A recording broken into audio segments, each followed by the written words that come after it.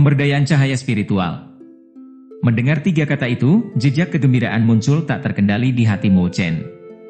Meskipun hasil panennya berlimpah selama perjalanan ini, jelas pemberdayaan cahaya spiritual lah yang paling menggerakkan Mo Chen. Dibandingkan dengan tubuh Dewa Petir, yang membutuhkan waktu latihan dan pelatihan yang lama, pemberdayaan cahaya spiritual mampu menyebabkan kekuatannya meningkat dan berkembang dalam waktu sesingkat-singkatnya tanpa efek samping apapun. "Keluarkan cahaya spiritualmu," kata lelaki tua botak itu sambil tersenyum. Setelah menerima pil Dewa Petir, suasana hati lelaki tua botak itu sangat baik. Mengangguk-angguk, Mo Chen menjentikkan jarinya, menyebabkan gumpalan cahaya yang terang dan cemerlang keluar, sebelum berubah menjadi permata yang berkilau dan transparan. Di dalam permata itu, energi spiritual murni yang tak terbatas terus-menerus terpancar darinya. Bersiaplah untuk memulai. Dengan lambaian lengan bajunya, udara dingin hitam keluar dari dalam. Dengan keras menyapu cahaya spiritual bersama-sama, sinar kecemerlangan langsung mulai tumbuh lebih terang saat cahaya spiritual terhubung sepenuhnya satu sama lain. Saat jari layu pria tua botak itu mengetuk ruang, sinar energi spiritual yang tak terbatas tiba-tiba keluar. Akhirnya, turun dari langit, ia menyelimuti Mo Chen. Energi spiritual yang tak terbatas dan murni mengalir ke tubuh Mo Chen seperti air yang banjir. Energi spiritual ini terlalu murni. Sama sekali tidak memerlukan penyempurnaan apapun, ia benar-benar tersedot oleh mulut kecil roh yang terbuka lebar yang ada di dalam laut aura Mo Chen. Lingkaran energi spiritual muncul di sekitar tubuh roh, sementara energi spiritual yang tak terbatas berdesir di setiap meridian dan tulang Mo Chen. Namun, setelah masuknya energi spiritual yang semakin banyak, Mo Chen dapat merasakan bahwa cukup banyak energi spiritual mulai keluar dari tubuhnya. Ini adalah kejadian yang sangat umum, karena tidak ada seorang pun yang dapat sepenuhnya menyerap semua energi spiritual yang disediakan oleh pemberdayaan cahaya spiritual. Mengenai energi spiritual yang keluar, meskipun Mo Chen merasakan sakit di hatinya, sama sekali tidak ada yang bisa dia lakukan untuk mengatasinya. Ini jelas bukan sesuatu yang bisa dia atasi. Wajar saja, meski dia tidak bisa berbuat apa-apa, bukan berarti lelaki tua botak itu tidak bisa melakukannya. Setelah melihat energi spiritual yang keluar dari tubuh Mo Chen, dahi lelaki tua botak itu mulai berkerut. Dengan dia yang mengambil alih pemberdayaan cahaya spiritual Mo Chen, energi spiritual itu masih berani untuk tidak patuh.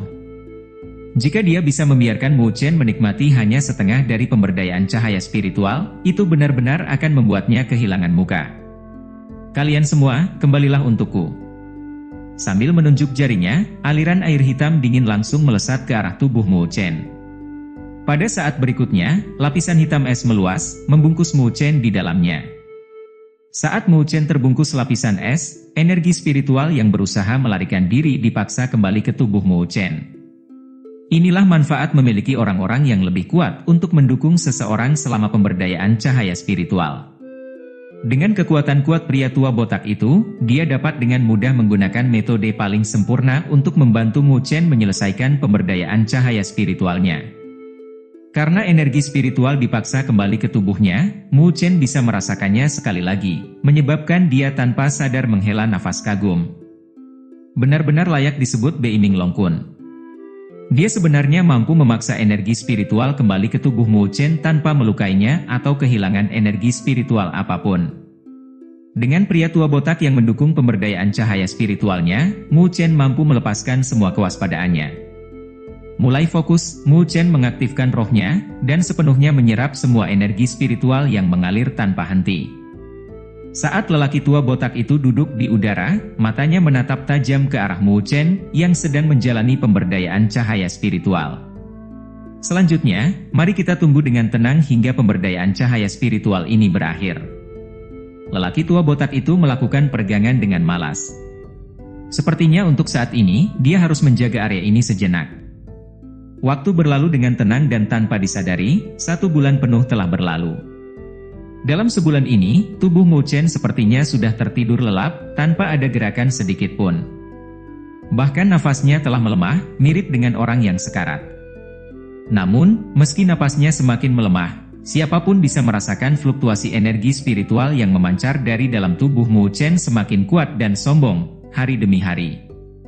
Jelas sekali, dia telah menerima manfaat yang sangat besar dalam pemberdayaan cahaya spiritual ini. Seiring berlalunya waktu dengan tenang, sudah lebih dari sebulan. Karena pemberdayaan cahaya spiritual, Mu Chen telah menghilang dari Akademi Beichang. Hal ini menimbulkan keraguan pada banyak siswa. Bagaimanapun, pemberdayaan cahaya spiritual sepertinya tidak membutuhkan jangka waktu yang lama. Tentu saja, berita tentang Beining Longkun yang secara pribadi membantu Mu Chen dengan pemberdayaan cahaya spiritualnya tidak menyebar.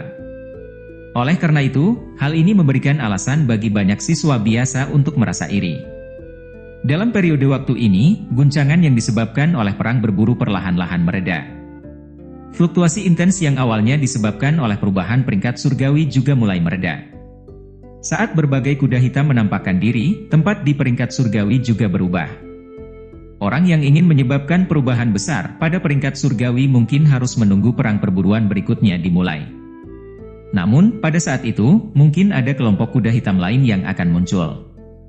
Dia memiliki kekuatan fase awal Hua Tian, namun dia mampu mengalahkan fase awal Tong Tian.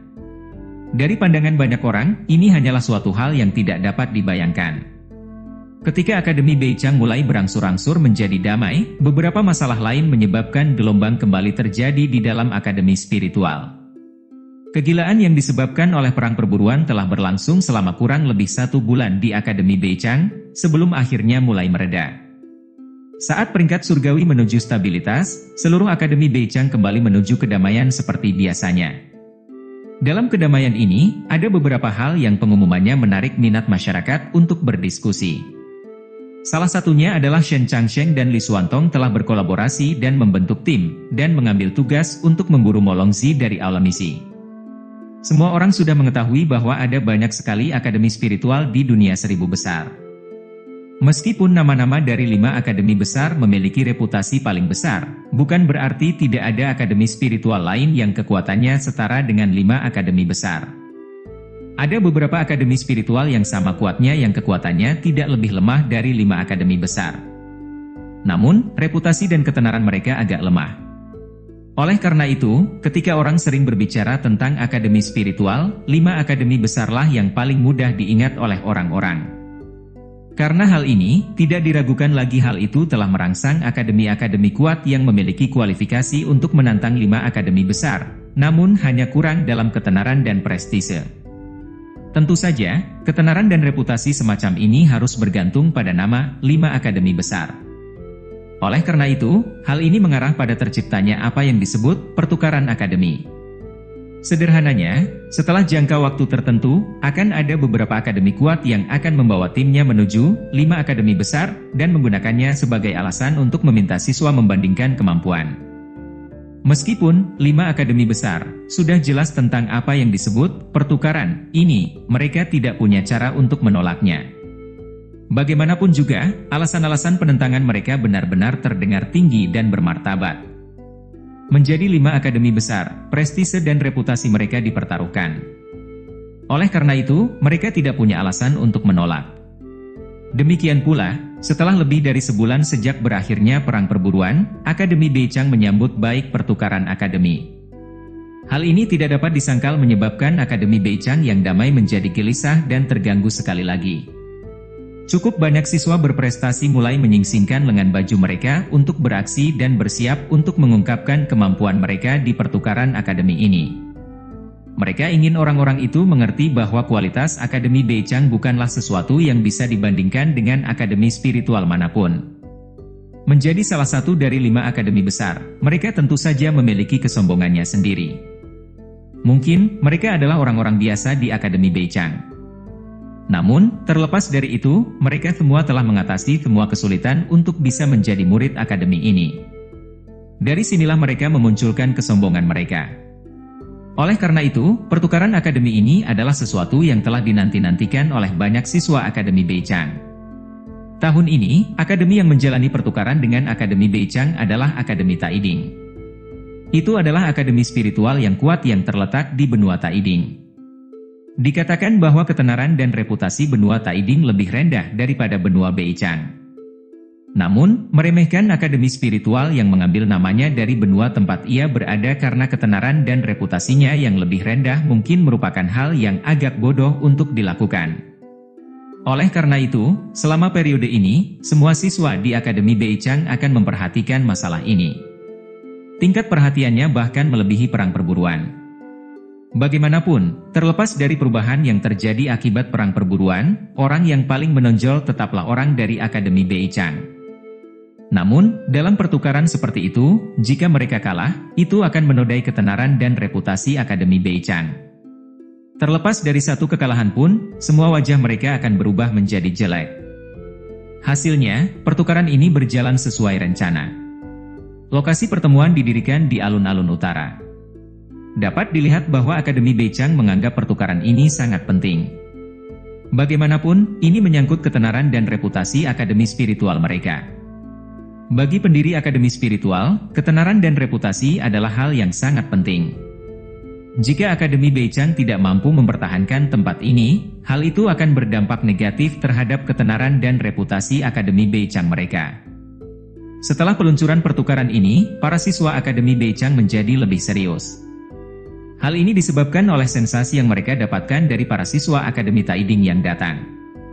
Para siswa ini tampaknya telah melalui proses penyaringan dan seleksi yang ketat, karena tidak ada satupun yang mudah untuk ditangani. Pertukaran ini berlanjut selama 3 hari penuh. Pada hari pertama pertukaran, kedua belah pihak telah mengirimkan ahlinya. Namun, tidak satupun dari mereka mampu memperoleh keunggulan apapun. Beberapa siswa berprestasi dan terkenal di peringkat surgawi memperoleh beberapa kemenangan, serta beberapa kekalahan. Secara keseluruhan, situasi bisa dikatakan stabil. Namun, hasil ini menyebabkan para siswa Akademi Beichang menarik kembali rasa hina dan hinaan mereka. Akademi Taiding ini telah dipersiapkan. Ditambah dengan fakta bahwa peringkat 1 dan 2 di peringkat surgawi, Shen Changsheng dan Li Xuantong, berada di luar akademi dalam misi, tentu saja, mereka tidak dapat kembali dalam waktu sesingkat itu. Selain itu, Mu Chen, yang telah mencapai ketenaran luas dan naik ke top 3 peringkat surgawi, telah menghilang secara misterius selama lebih dari sebulan, tanpa ada yang tahu kemana dia pergi. Dengan tidak adanya 3 orang terkuat mereka, jika mereka melanjutkan kelemahan ini, keinginan untuk meraih kemenangan di pertukaran ini mungkin akan menjadi tugas yang sulit. Jadi, pada hari kedua, 10 peringkat teratas dalam peringkat surgawi Akademi Beichang, Hiao, Su Xuan, Su Huang, Zhao Qingsan dan siswa peringkat teratas lainnya semuanya keluar. Dengan susunan pemain seperti itu, final Akademi Beichang berhasil meraih kemenangan luar biasa dan menekan kembali kemegahan Akademi Taiding. Namun penindasan semacam ini hanya berlangsung sehari. Pada hari ketiga, Akademi Taiding tidak terus mengirimkan lebih banyak siswa berprestasi. Faktanya, mereka hanya mengirimkan 1 orang.